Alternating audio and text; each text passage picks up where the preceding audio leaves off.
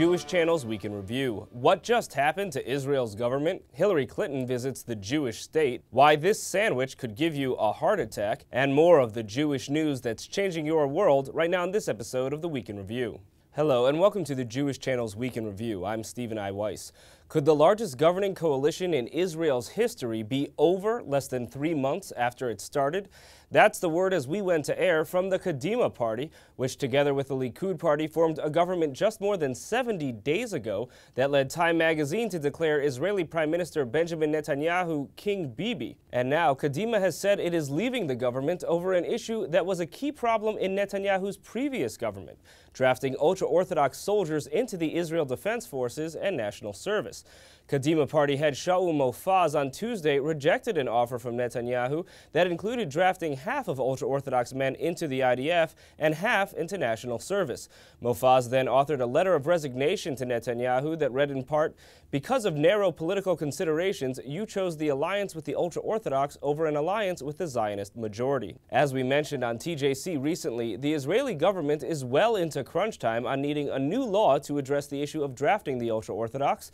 The previous law exempting the ultra-Orthodox from service was struck down by the Israeli Supreme Court some months ago, and what at the time seemed a far-off deadline for a new law by August 1st is now very quickly approaching.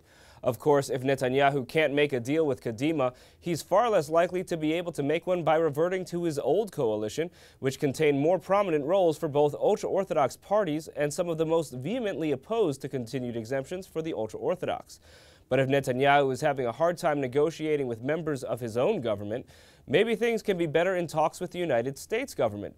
Secretary of State Hillary Clinton was in Israel this week. Clinton visited Israel just after visiting Egypt, where she sought confirmation that the new Egyptian government will honor its peace treaty with Israel. At an appearance with Israeli President Shimon Peres, Clinton addressed the themes of recent uprisings and turmoil in the Middle East and how that will affect both the United States and Israel. It is a time of uncertainty, but also of opportunity.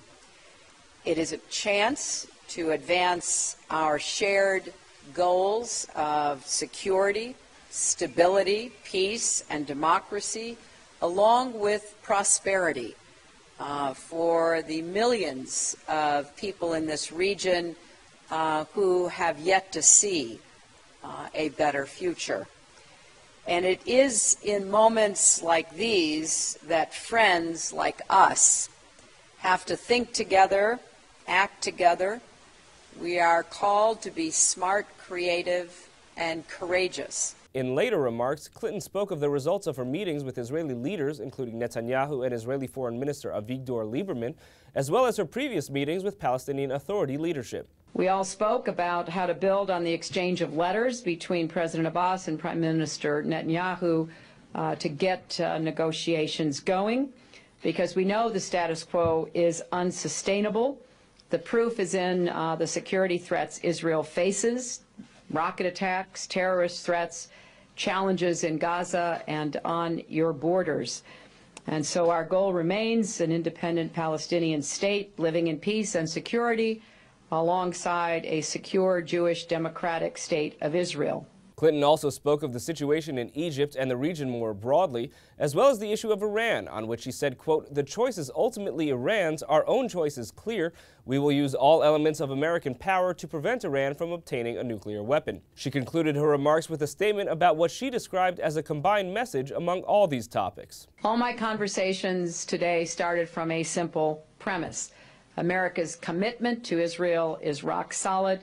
By strengthening Israel's security, we strengthen America's security.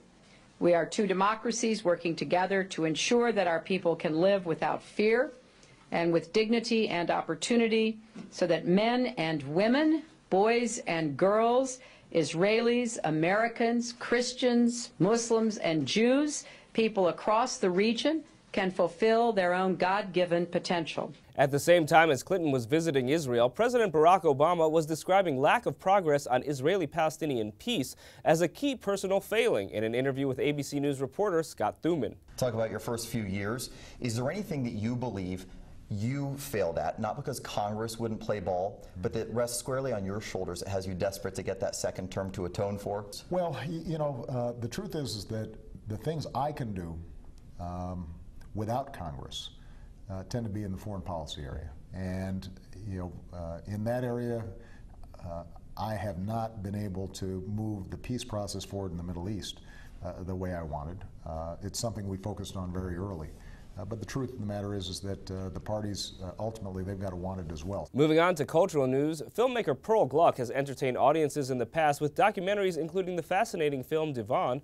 Now she's got a feature film in the works with some in the cast who will be familiar to TJC viewers. Christian Neaton reports. Devon is a documentary about one Jewish family's very special couch, with a focus on Brooklyn's Hasidic community. The film recently aired on the Jewish Channel, and director Pearl Gluck sat down with TJC to discuss her film work, which includes other films looking at Brooklyn's ultra-Orthodox population. Gluck grew up in Hasidic Borough Park without television or movies, but she left the community at age 15 and later attended Brandeis University to study English and literature. There, she was first inspired to chronicle stories from her old community, from its Polish roots to present-day Brooklyn. Yet even after receiving the first Yiddish Fulbright grant to go to Hungary and collect Jewish stories, Gluck said she knew living the life of a professional storyteller meant little to the more Orthodox side of her family. The world I came from, I was the first person in my family to go to college, the first person to even consider doing a lot of the things that I had done at that point. Not because they were just so dark and undone, but more because they were just considered marginal activities. But telling the story of her family's couch, on which many a Rebbe had slept, but which was still then in Hungary, swayed Gluck's Hasidic father in unexpected ways. You know, irony of all ironies, my Hasidic father gave me my first camera. And I think it was his way of saying, you know, take pictures, do it quick, and get back here, get married, settle down, and do what you're supposed to do. You know, in all lovingness. That's what I think that was. But instead, it turned me on to what I later discovered was a performance art. And in Devon, Gluck's Hasidic family members are the featured performers for her camera, and she said making the movie helped her reconnect with them a decade after leaving. A lot of filmmakers, and I agree to this, talk a lot about using the camera as witness. And I think in the beginning, before I had built the bridge that I built back into my family, using the camera helped tremendously. So it was this fun project, I was bringing it in. Also, it was fun, but there was this underlying darkness of like, where is she going with this? What is she doing? And not until Devon came out did the family and, you know, even those near and dear understand what I was trying to do. That, yes, I look upon life in general, but also my own and certain issues that are important to me with a critical eye. Gluck later turned that critical eye towards South Williamsburg. She was approached by the company that produces Soundwalk documentary films to shoot a women's Hasidic walk in the Satmar neighborhood. The walking tour was awesome because I was able to go in there, I speak the language, I can connect with people. They, you know, in a way, I didn't know if they would trust me or not because I thought Devon might not have been so well accepted there. But there were people like honking their horns when they saw me and yell out, Devon, you know, and I was like, wow. And I told the producer on Williamsburg, I said, just keep an eye out because some people may not feel fondly, I'm not sure. But from what I understand, it's one of the most illegally downloaded films in that neighborhood, or at least it was at the time, which I took as a compliment. To hear more from Pearl Gluck and see a clip from her new short film, Where is Joel Baum?, please tune into the full broadcast edition of the Week in Review. Thank you, Christian. Casting Hasidim in a feature film might make their parents likely to claim that they're having a heart attack. Well, giving a heart attack is the goal of a sandwich at the 2nd Avenue Deli, as Meredith Gansman found out. I love a good deli sandwich. Give me corned beef, roast beef, pastrami, turkey, I'm happy. And latkes, yeah, please. But if I see on a menu an item called an instant heart attack sandwich, well, I'm typically going the other way. Until today. The classic deli sandwich, that wonderful pile of smoked and fatty meat, and for me, it has to be on rye. It's not the healthiest choice on the menu, but there's no harm in eating one every now and then. No, you're perfectly safe. That is, unless you order this. 2nd Avenue Deli's Instant Heart Attack Sandwich. The Instant Heart Attack Sandwich is one of our classic deli sandwiches, pastrami, corned beef for turkey or salami. and instead of putting it on rye bread, or for some people they want it on white bread, although we always recommend rye, it's put on a homemade potato pancake or potato latke. This 804-calorie, $24.95 sandwich will weigh heavy on your wallet and your waistline. And as New York Mayor Michael Bloomberg tries to combat the nation's obesity epidemic by limiting the size of sugary soft drinks, you wouldn't be surprised if this sandwich were to come under fire as well. But that's not the meat of this sandwich's recent issues. In May 2011, the Heart Attack Grill in Las Vegas, Nevada, served the 2nd Avenue Deli with a cease and desist letter to stop serving the instant heart attack sandwich on the grounds of trademark infringement. But deli owner Josh Liebwall wasn't scared. Quite frankly, when we received it, we almost thought it was a joke, because they are saying that somehow our instant heart attack sandwich would confuse the consumer with the Heart Attack Grill, which one's a restaurant, one's a sandwich, but also, we're a Jewish kosher deli. The waiter or waitress here is supposed to be your Jewish mother, and we're in New York. They're a West Coast outfit. It's a medically themed restaurant. The waitresses dress up as nurses, and their food is decidedly not kosher. They serve bacon cheeseburgers, so I don't think it would confuse anyone.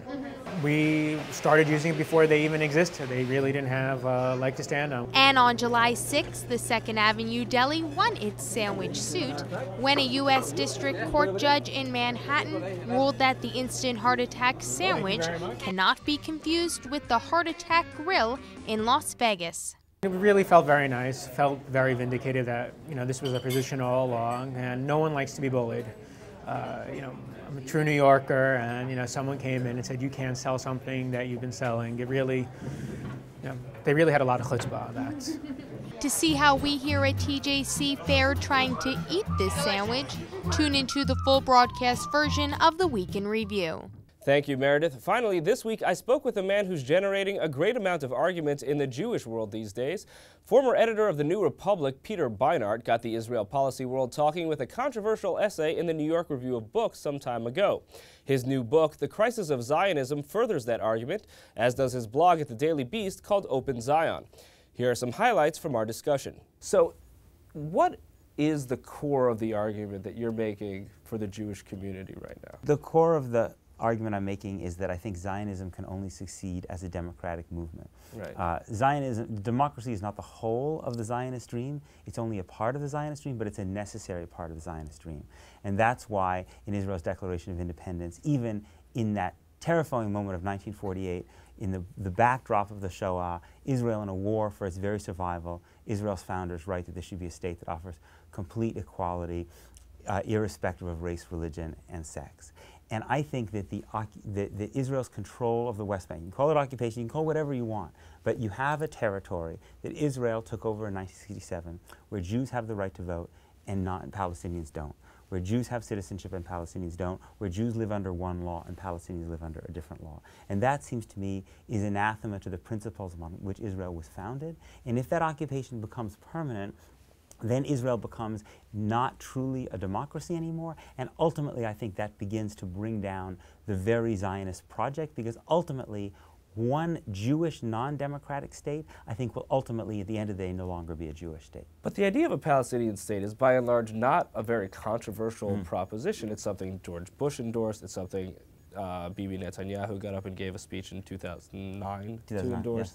Yes. And so we have this idea of a Palestinian state, that there should be a Palestinian state, that even the right wing of U.S. and Israeli politicians have been acknowledging for some time now. Well, it's interesting that Likud party is still explicitly opposed in its platform to a Palestinian state. You're right that Benjamin Netanyahu, after opposing it, said under American pressure in June 2009 that I support a Palestinian state. But what he hasn't said is what his vision of the parameters of that state would be. The negotiations that Barak and Ehud Olmert were involved in basically envisioned a Palestinian state that, as Barack Obama said, would be the 1967 lines plus land swaps. Maybe there'd be 5%, 4%, 3%, whatever.